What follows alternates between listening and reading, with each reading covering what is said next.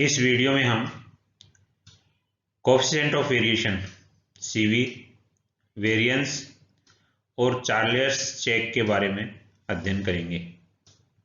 Coefficient of variation विचरण गुणांक क्या है? जब दो या दो से अधिक श्रेणियों में अपकिरण की मात्रा की तुलना करना हो तो विचरण गुणांक का प्रयोग किया जाता है। सामान्यतः अपन प्रमाप विचलन ज्ञात करते हैं और प्रमाप विचलन का गुणांक ज्ञात करते हैं। विचरण गुणांक के लिए प्रमाप विचलन का जो गुणांक होता है, जिसमें स्टैंडर्ड डिविएशन में मीन का भाग देते हैं, अरिथमेटिक मीन का भाग देते हैं, उसी को अगर 100 से मल्टीप्लाई कर दें तो वो क्या हो जाएगा?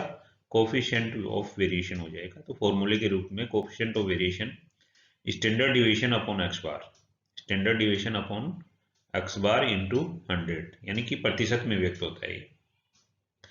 ये जो कोएफिशिएंट ऑफ वेरिएशन है, इसका प्रतिपादन कार्ल पियर्सन ने किया था। इसलिए इसको Karl Pearson's coefficient of variation भी कहते हैं। कार्ल पियर्सन के अनुसार विचरण गुणांक माध्य में होने वाला प्रतिशत विचरण है, यानी कि माध्य में जो भी विचरण होता है उसको प्रतिशत में व्यक्त करते हैं, जबकि प्रमाप विचलन को माध्य में होने वाला संपूर्ण विचलन माना जाता है। यानी प्रमाप विचलन तो संपूर्ण विचरण है, वेरिएशन है, टोटल वेरिएशन है, और उसको अगर परसेंटेज में व्यक्त कर दें तो कोएफिशिएंट ऑफ वेरिएशन सीवी हो जाता है।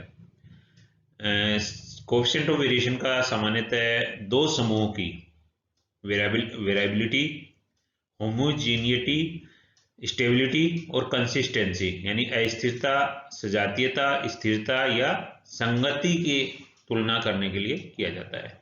ये कंपैरिजन के लिए किया जाता है।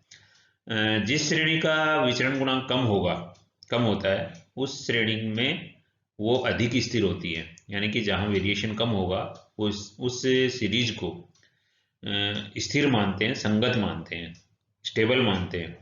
और जिसमें ये सीवी ज्यादा होगा, विचरण गुणांक ज्यादा होगा, वो असंगत होगी। एक और मेजर है वेरिएंस, प्रसरण किसी श्रेणी के प्रमाप विचलन का स्क्वायर होता है। प्रमाप विचलन जो भी होगा, स्टैंडर्ड डिविएशन जिसकी कैलकुलेशन करेंगे उसका स्क्वायर होगा। इसे द्वितीय घात का अपकिरण, सेकंड मोमेंट ऑफ डिस्पर्सन भी कहते हैं। तो वेरिएंस क्या है? स्टैंडर्ड डिविएशन का स्क्वायर है। तो यदि अगर मान लो जैसे डायरेक्ट मेथड में स्टैंडर्ड डिविएशन कैलकुलेट करते हैं तो उसमें जो फॉर्मूला यूज लेते हैं sigma F D square upon N, और उसका फिर वर्गमूल ज्ञात करते हैं। तो अगर वर्गमूल नहीं ज्ञात करें तो सीधा वो वेरिएंस ही हो जाएगा। तो जो भी फॉर्मूले स्टैंडर्ड डिविएशन में यूज करते हैं उसमें लास्ट में अपन जो वर्गमूल निकालते हैं उनका, वो वर्गमूल न निकालें तो वही फॉर्मूला वेरिएंस के लिए काम में आ जाता है। और दूसरे शब्दों में ये है कि अगर अपने को वेरिएंस दिया हुआ है तो उसका एंड रूट निकाल लें, वर्गमूल निकाल लें, तो वो स्टैंडर्ड डिविएशन हो जाएगा। तो स्टैंडर्ड डिविएशन का स्क्वायर है वो प्रसरण होगा, वेरिएंस होगा, और वेरिएंस का जो वर्गमूल है वो स्टैंडर्ड डिविएशन होगा। अब वेरिएंस और कोएफिशिएंट ऑफ वेरिएशन दोनों को समझने के लिए एक इलस्ट्रेशन की हेल्प लेंगे अपन। तो अपन ने इलस्ट्रेशन लिया, मार्क्स लेस देन 70, 60, 50, 40, 30, 20 और 10, और नंबर ऑफ स्टूडेंट्स दिए। तो पहले तो अपन ग्रुप बनाएंगे इनके। Less than, marks less than दिया है तो लेस देन 10 है तो 0 से 10, 10 से 20, 20 से 30, 30 से 40, 40 से 50, 50 से 60, 60 से 70, 70 से 80, 60 से 70 तक अपने ये ग्रुप बनेंगे, और उसी के हिसाब से अपन फ्रीक्वेंसी डिसाइड करेंगे, जो कि अपन मीन में भी कर चुके हैं, पहले भी बाकी में कर चुके हैं। उसी प्रकार से इसकी भी फ्रीक्वेंसी डिसाइड करेंगे, ग्रुप डिसाइड करेंगे। अब ग्रुप्स जैसे 0 से 10, 10 से 20 ये ग्रुप डिसाइड कर लिए और इनकी मिड वैल्यू ले ली। मिड वैल्यू लोअर लिमिट और अपर लिमिट दोनों को जोड़ा और 2 से डिवाइड कर दिया तो मिड पॉइंट्स आ गए, मिड वैल्यू जिसको बोलते हैं। फ्रीक्वेंसी अपन ने डिसाइड कर ली, कम्युलेटिव फ्रीक्वेंसी अपने को दे रखी थी तो उसको कन्वर्ट करके अपन ने फ्रीक्वेंसी निकाल ली। अब चूंकि मिड पॉइंट्स दे दिए तो अपन एज्यूम करेंगे मीन को एज्यूम करेंगे। तो मीन एज्यूम करेंगे शॉर्टकट मेथड से। अगर स्टैंडर्ड डिविएशन निकालना हो तो मीन एज्यूम करते हैं। तो मीन एज्यूम किया 35, तो 35 से डिविएशंस लिए, 35 से डिविएशंस लिए तो ये dx हो गए। इन डिविएशंस को फ्रीक्वेंसी से मल्टीप्लाई किया तो एफ डी एक्स हो गए। क्या हो गया? एफ डी एक्स हो गया।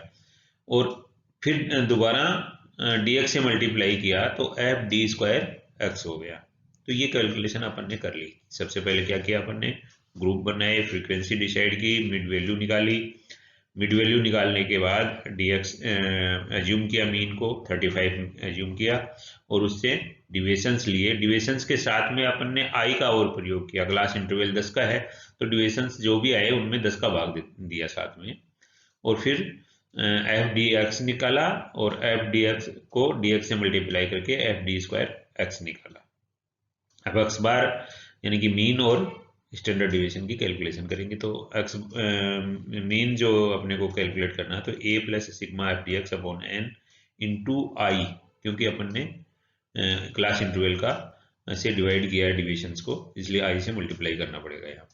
तो ये हो गया 35 plus minus 38, F D x 38 है अपॉन एन 100 है इंटू 10। तो ये जो मीन आया, अर्थमेटिक मीन आया वो 31.2 मार्क्स आ गए। अब स्टैंडर्ड डिविएशन की कैलकुलेशन की। स्टैंडर्ड डिविएशन में इसने फॉर्मूला जो किया है ये डिफरेंट किया। अपन ने जो फॉर्मूला सेलेक्ट किया था वो दूसरा था। तो दोनों में से किसी भी फॉर्मूले को करें, ज़्यादा सहूलियत जो आपको ज़्यादा ईजी लगे वो काम में ले सकते हैं।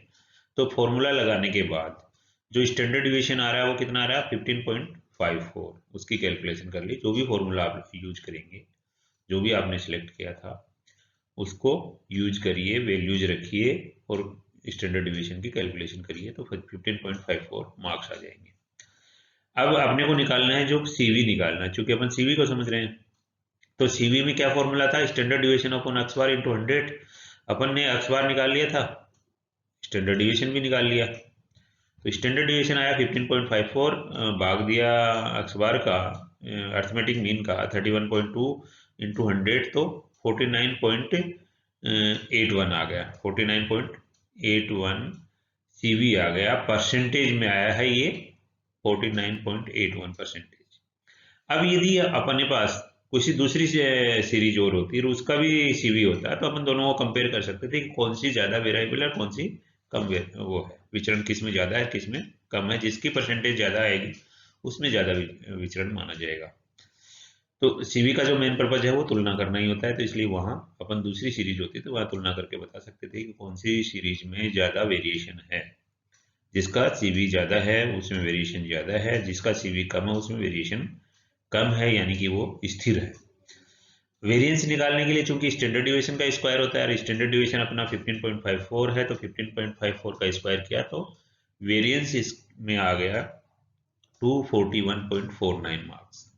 ठीक है, तो इस प्रकार से अपन ने कोएफिशिएंट ऑफ वेरिएशन और वेरिएंस दोनों की गणना की। तो सीवी निकालने के लिए चूंकि अपने को एक्स बार की भी जरूरत पड़ती है, कोएफिशिएंट ऑफ वेरिएशन के लिए किसकी जरूरत पड़ती है? एक्स बार की भी जरूरत पड़ती है, स्टैंडर्ड डिविएशन की भी जरूरत पड़ती है। तो दोनों को निकालना होता है और मेन उन दोनों की कैलकुलेशन आपको आती है तो सीवी की केवल फॉर्मूला यूज करना है। अब देखेंगे कि समांतर माध्य की तरह परमाप विचलन में भी कार्य की शुद्धता की जांच के लिए चार्लियर की जांच का प्रयोग किया जा सकता है। मतलब चार्लियर की जांच है उसका प्रयोग जिस प्रकार समांतर माध्य में करते हैं उसी प्रकार परमाप विचलन में भी एक्यूरेसी चेक करने के लिए, कार्य की शुद्धता की जांच के लिए किया जाता है। तो जिसका फॉर्मूला दे रखा है अपने को, सिग्मा डी एक्स प्लस 1 का whole square equals to sigma F D X square plus 2 sigma F D X plus sigma F. यानी कि इस फॉर्मूले में अगर फिट करें वैल्यूज तो वो अगर इक्वल आती है तो इसका मतलब जांच सही है, अदरवाइज नहीं होगी। यदि पद विचलन रीति का प्रयोग किया जाता तो उसके लिए सूत्र भी दे रखा है अपने को। यदि समीकरण के दोनों पक्ष बराबर हैं तो गणन क्रिया शुद्ध है और अदरवाइज शुद्ध नहीं है।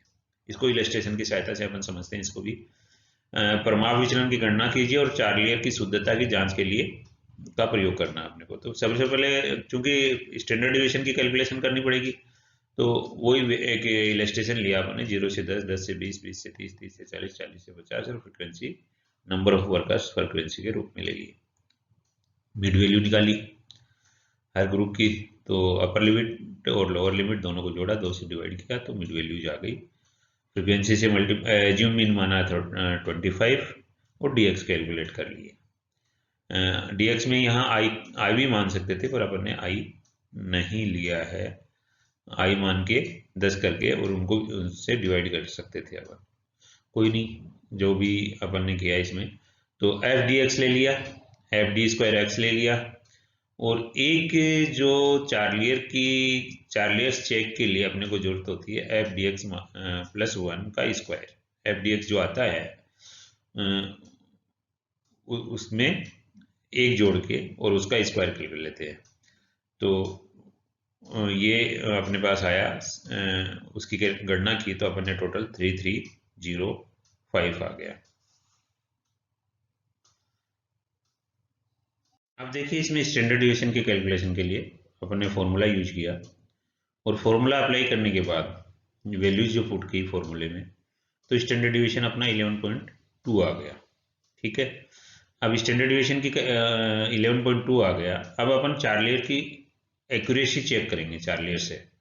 तो चार्लियर से accuracy check without step division जो था, स्टेप डिवीजन अपन ने मेथड नहीं लिया, उसमें आई का भाग नहीं दिया, तो विदाउट वाले में जो फॉर्मूला था sigma F D X plus 1 का स्क्वायर, यानी dx में एक जोड़ के और उसका स्क्वायर कैलकुलेट करके अपन ने ये कैलकुलेशन पहले कर ली है।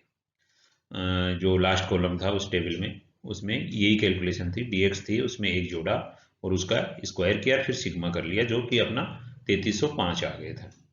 अब उसके बाद सिग्मा एफ डी एक्स का स्क्वायर अपन ने कैलकुलेट किया हुआ टेबल में, वो plus 2 sigma F D x भी अपनी कैलकुलेशन है, प्लस सिग्मा एफ फ्रीक्वेंसी का टोटल यानी एन होता है। ठीक है, अब ये फॉर्मूला अपने को लगा के चेक करना है। तो चूंकि लास्ट कॉलम में अपने sigma F D X plus 1 का स्क्वायर किया, तो ये कैलकुलेशन यहाँ पे कैलकुलेशन को दोबारा रिपीट किया गया, जो कि अपन ने टेबल में एक एक आइटम के रूप में पहले ही कैलकुलेशन कर चुके हैं। अब ये वैल्यूज को, putting the values in the formula, upon values को फॉर्मूले में रखेंगे तो अपन वी गेट 3305 टेबल में वैल्यू थी अपनी लास्ट कॉलम की, सिग्मा जो था वो अपन ने कैलकुलेटेड है 3305 इक्वल्स टू किसके बराबर होना चाहिए, sigma F D X square, ये अपने टेबल में कैलकुलेशन की हुई है, तो वो कितना था 3200 plus 2 into sigma F D x अपना कितना आया था 40 आया था, 2 इंटू 40 हो गया, प्लस सिग्मा एफ फ्रीक्वेंसी का टोटल कितना था 25, तो 25 हो गया। तो इस प्रकार ये किसके बराबर होना चाहिए, 3305 के बराबर होना चाहिए। तो 3305 बराबर 3200 प्लस 80 प्लस 25, तीनों को अगर अपने रिजल्ट में निकाले तो ये इक्वल्स टू 3305, यानी दोनों इक्वल हैं। तो hence there is no calculation mistake, यहाँ पे कोई भी कैलकुलेशन मिस्टेक नहीं है, चार्लियर्स चेक है, एक्यूरेसी चेक है, वो अपन ने इस प्रकार संपन्न किया। तो इस वीडियो में हमने कोफिशिएंट ऑफ वेरिएशन विचरण गुणांक, जो कि दो श्रेणियों की आपस में तुलना करने के लिए उपयोगी होता है, और जिसको अपन यूज करते हैं कहाँ, जब अपने को दो सीरीज में कौन सी ज्यादा स्थिर है या अस्थिर है, कौन सी ज्यादा अस्थिर है, ये डिसाइड करने के लिए उसमें यूज होता है सीवी, जो कि स्टैंडर्ड डिवीजन और मीन की सहायता से कैलकुलेट होता है। ये सीखा। स्टैंडर्ड डिवीजन का स्क्वायर जो वेरिएंस होता है उसको सीखा, कि स्टैंडर्ड डिवीजन को स्क्वायर है वो वेरिएंस है, और वेरिएंस का रूट यानी वर्गमूल है वो स्टैंडर्ड डिवीजन होता है, ये भी सीखा। इसके साथ साथ ये देखा कि चार्लियर्स चेक है वो किस प्रकार स्टैंडर्ड डिवीजन की एक्यूरेसी को चेक करता है, वो भी अपन ने इसमें सीखा है। Thank you.